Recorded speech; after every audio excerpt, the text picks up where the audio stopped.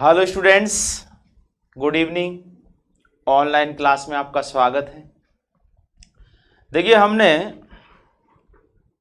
पहली यूनिट जो कि जीवों में जनन,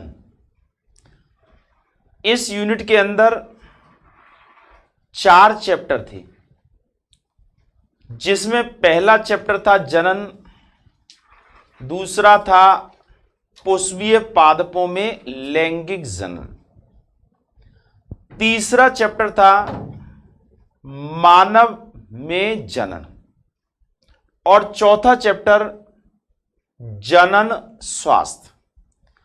ये चारों चैप्टर हमारे पूरे हो चुके हैं।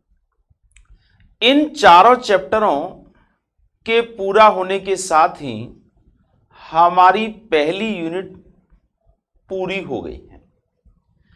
इस पहली यूनिट से बोर्ड की परीक्षाओं में सभी तरह के प्रश्न पूछे जाते हैं। कुछ लघुत्तरात्मक होते हैं और कुछ जो है इसमें निबंधात्मक भी होते हैं। सभी चैप्टरों के अभ्यास प्रश्नों को भी मैंने हल करा दिया है और ज्यादातर ऐसा देखा जाता है कि ये जो अभ्यास प्रश्न है, इनमें से भी कई प्रश्नों को पूछ लिया जाता है। तो आप इनको एक बार और अच्छी तरीके से दोबारा इनको आप कंप्लीट कर लें, याद कर लें, और फिर कोई बात है तो इसे हम दोबारा भी कराने को तैयार हैं। आज से हम अगली यूनिट स्टार्ट कर रहे हैं, जो कि यूनिट नंबर 2 के रूप में है। अगर हम सीनियर के हिसाब से देखें तो ये 2nd यूनिट है, लेकिन जो एनसीईआरटी की जो बुक है, उस बुक के अंदर 1 से लेकर के 5 यूनिट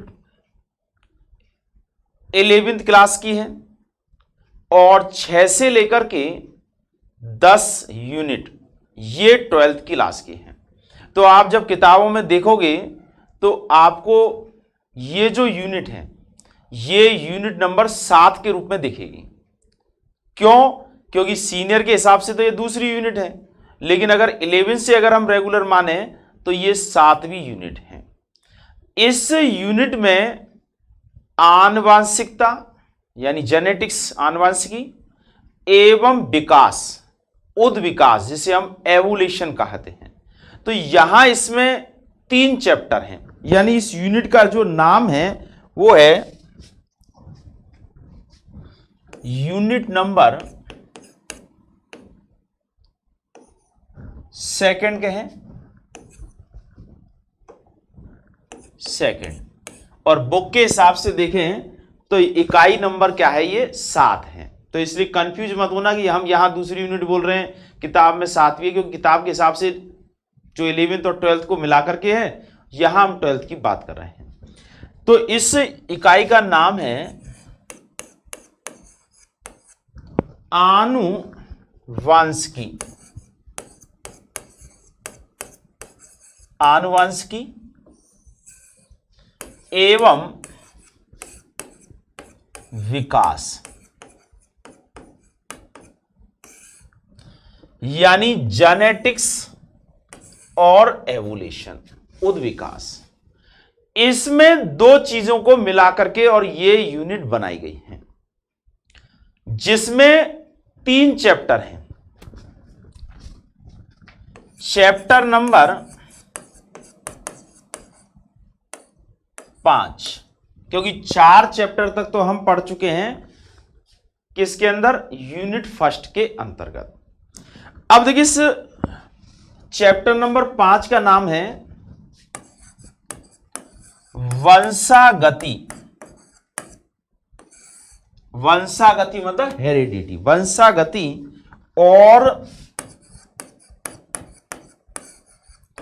विविधता के सिद्धांत। वंशागति और विविधता के सिद्धांत, ये तो है चैप्टर नंबर 5। इसके बाद चैप्टर नंबर 6 जो कि इसी यूनिट के अंतर्गत है, वो है वंशागति का आणविक आधार। वंशागति का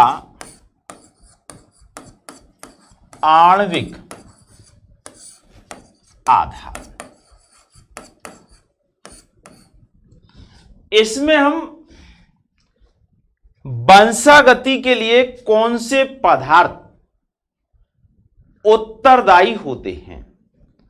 आप सब जानते हैं कि आनुवांशिक पदार्थ जो होता है जीवों के अंदर, ये न्यूक्लिक अम्ल होता है, और उस न्यूक्लिक अम्ल में दो प्रकार के न्यूक्लिक अम्ल होते हैं, एक तो होता है डीएनए और एक होता है आरएनए।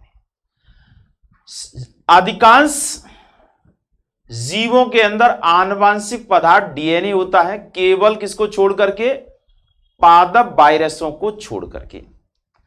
जबकि पादप वायरसों में आनुवांशिक पदार्थ जो होता है वो आरएनए होता है। तो यहां पर देखिए कि हम वंशागति का आणविक आधारों के बारे में पढ़ेंगे कि वंशागति किस तरीके से होती है, डीएनए में कौन कौन से पदार्थ होते हैं, किस तरह से ये बनता है, किस तरह से डीएनए का निर्माण होता है, यानी रेप्लिकेशन, डीएनए से आरएनए का निर्माण कैसे होता है। तो डीएनए से डीएनए के निर्माण की क्रिया को रेप्लिकेशन, और डीएनए से आरएनए के निर्माण की क्रिया को ट्रांसक्रिप्शन, अनुलेखन कहते हैं। तो ये सब चीजें हम पढ़ेंगे। तो ये दोनों चैप्टर जो हैं, ये तो हैं जेनेटिक्स के, आनुवंशिकी के हैं, और ये चैप्टर नंबर 7 ये इस यूनिट के अंदर विकास का है। विकास, इसमें हम पढ़ेंगे कि भाई किस तरीके से इस पृथ्वी पर जीवन की शुरुआत हुई है, और उसके बाद इस पृथ्वी पर सबसे पहले किस तरीके से जीवों का उद्भव हुआ है, और ये जो जीव हैं इनका उद्विकास कैसे हुआ है, यानी मानव जैसे जीव का जो विकास का प्रक्रम है वो किस प्रकार से हुआ है। तो इस संबंध में कई वैज्ञानिकों के सिद्धांत हैं, जैसे लामार्कवाद है, नव लामार्कवाद है, इसके अलावा ये जो डार्विनवाद है, इस तरह की चीजें हम इसमें पढ़ेंगे, जो कि बहुत ही अच्छा चैप्टर है। तो ये पूरा आपका 11th क्लास का पूरा 12th क्लास का 2nd यूनिट का सिलेबस है। अब इसमें अगर देखिए बोर्ड के द्वारा अगर परिवर्तन अगर नहीं किया गया, जो पुराना बोर्ड का रूल्स रहा है, उसमें ये जो चैप्टर है, ये वाला चैप्टर नंबर 5, ये तो था 5 नंबर का, 56 में से 5 नंबर का, और ये जो वंशागति का आणविक आधार है ये 6 नंबर का, यानी सबसे ज्यादा नंबर का जो चैप्टर है वो यही है। छठा चैप्टर 6 नंबर का है, और ये जो विकास वाला चैप्टर है ये 3 नंबर का है। तो इस तरह से 5 और 6 11 और 3 14 नंबर की ये यूनिट है। 14 नंबर के प्रश्न 56 में से इस यूनिट से पूछे जाते हैं। ठीक है, तो अब हम बात कर रहे हैं सबसे पहले चैप्टर की।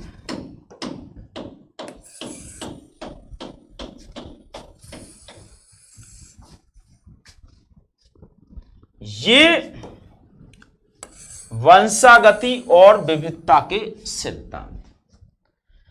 देखिए यहां हम सबसे पहले जो आनुवांशिकता है, जेनेटिक्स है, उसकी बात करें तो पहली यूनिट हमने पढ़ी, और उसमें हमने पढ़ा कि जीवों के अंदर जनन करने का गुण पाया जाता है, चाहे वो एक कोष के जीव हो, चाहे वो बहुकोष के जीव हो, सब में जनन करने की प्रवृत्ति पाई जाती है। जनन का मतलब होता है अपने समान नए जीवों को उत्पन्न करने की प्रक्रिया।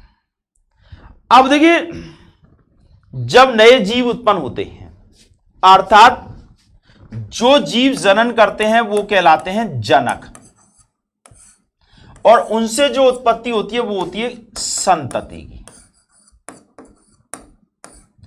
अर्थात जनक से किसका किसकी उत्पत्ति होती है? संतति की, संतानों की उत्पत्ति होती है, नए जीवों की उत्पत्ति होती है। लेकिन जो संतति उत्पन्न होती है उस संतति में जनकों के समान अनेक गुण पाए जाते हैं। जैसे माता पिता होते हैं संतान के अंदर, उसी तरह के गुण पाए जाते हैं।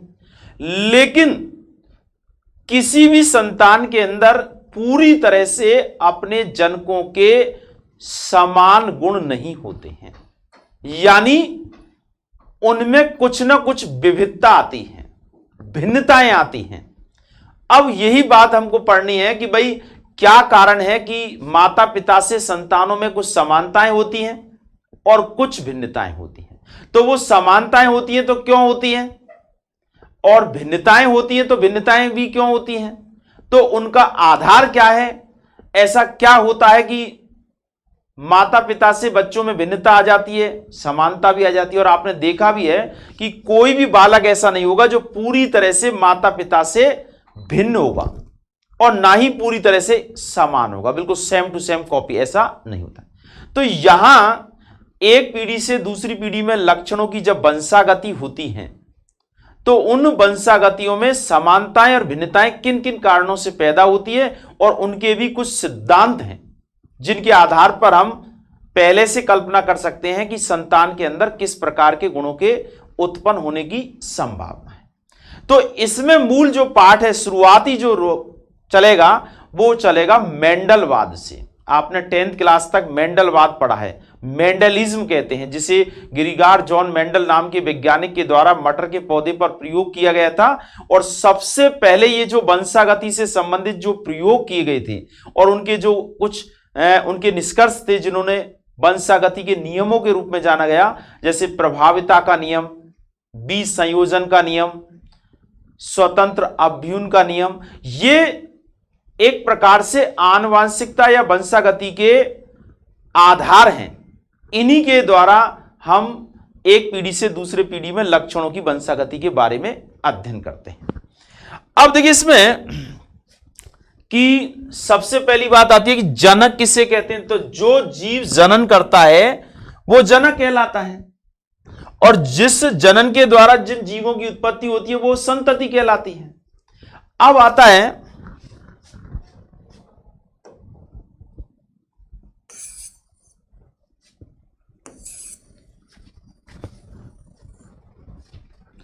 आनुवांशिक लक्षण। आनुवांशिक कह सकते हो या आनुवांशिक कह सकते हो, आनुवांशिक लक्षण। देखिए ये आप सब जानते हैं, वे लक्षण जो माता पिता से उनकी उत्पन्न होने वाली संतानों में जाते हैं वो लक्षण क्या कहलाते हैं? आनुवांशिक लक्षण कहलाते हैं, जेनेटिकल कैरेक्टर्स कहलाते हैं। तो माता पिता से जो संतानों में जाने वाले लक्षण हैं या संततियों में स्थानांतरित होने वाले लक्षणों को क्या कहते हैं? आनुवांशिक लक्षण। यानी वे लक्षण जो जनकों से संततियों में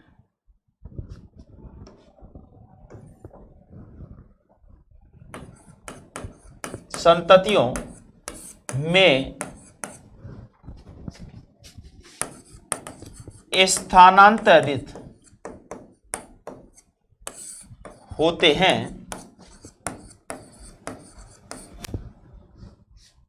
आनुवांशिक लक्षण कहलाते हैं।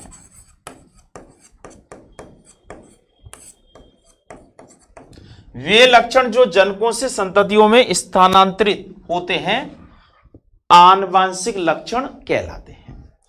अब देखिए आनुवांशिक लक्षणों का एक पीढ़ी से दूसरी पीढ़ी में जाना, इसे हम कहते हैं आनुवांशिकता या वंशागति। ठीक है,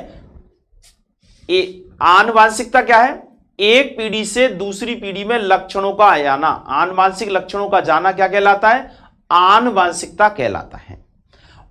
इसे हम वंशागति कह सकते हैं। और जीव विज्ञान की वह शाखा जिसमें आनुवांशिकता एवं उसको नियंत्रित करने वाले पदार्थों और आनुवांशिकता के सिद्धांतों का अध्ययन किया जाता है, वह शाखा आनुवांशिकी या जेनेटिक्स कहलाती है।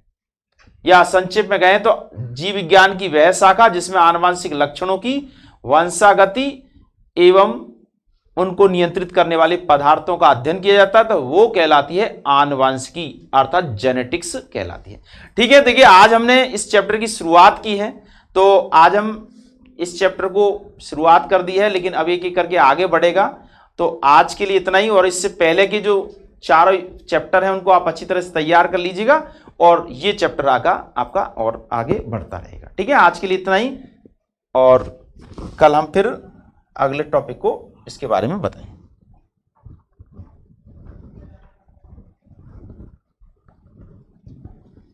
ठीक है, आज के लिए इतना ही, ओके।